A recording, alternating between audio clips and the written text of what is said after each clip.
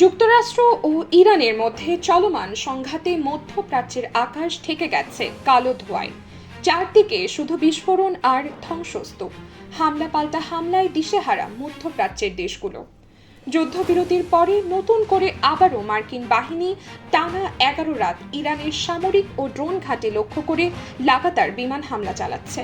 এর জবাবে সবশেষ পাল্টা হামলায় জর্ডানের ঘাঁটিতে 18 মার্কিন সেনা নিহত হয়েছে বলে জানিয়েছে ইরান।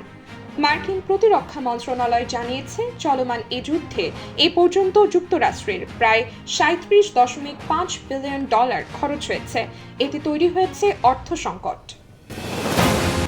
এদিকে ইরান জানিয়েছে, আগ্রাসন বন্ধ না হওয়া পর্যন্ত তাদের পাল্টা আক্রমণ চলবে। তবে মধ্যস্থতাকারীদের মাধ্যমে ওয়াশিংটনের সঙ্গে কূটনৈতিক যোগাযোগও অব্যাহত রেখেছে তেহরান।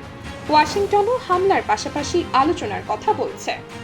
ইরানি সেনাবাহিনীর জনসংযোগ দপ্তর থেকে জানানো হয়, জর্ডান ও বাহরাইনের আল আজরাক ঘাঁটিতে মার্কিন বাহিনীর আবাসন এবং সরঞ্জাম ডিপোতে হামলা চালানো হয়েছে। একই সঙ্গে বাহরাইনের বিমান ঘাঁটিতে 800 ড্রোন ব্যবহার করে ভারী বিমানের রক্ষণাবেক্ষণ ও মেরামতের কর্মশালায় হামলা চালিয়েছে। আরেকটি পৃথক অভিযানে বাহরাইনে অবস্থিত অ্যামাজন ডেটা সেন্টারের মূল অবকাঠামোয় আঘাত এনেছে ইরান। এ হামলায় এমি সাউথ 1 নামের ক্লাউড সেন্টারটি ক্ষতিগ্রস্ত হয়, যা যুক্তরাষ্ট্র ও তার আঞ্চলিক মিত্রদের সংবেদনশীল তথ্য প্রক্রিয়াকরণের অন্যতম কেন্দ্র হিসেবে ব্যবহৃত হয়ে আসছিল।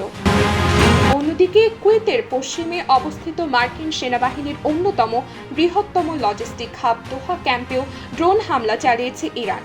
সেখানে মার্কিন স্থলবাহিনীর গোলাবারুদ ডিপো এবং লজিস্টিক সরঞ্জাম ধ্বংসের দাবি করা হয়েছে।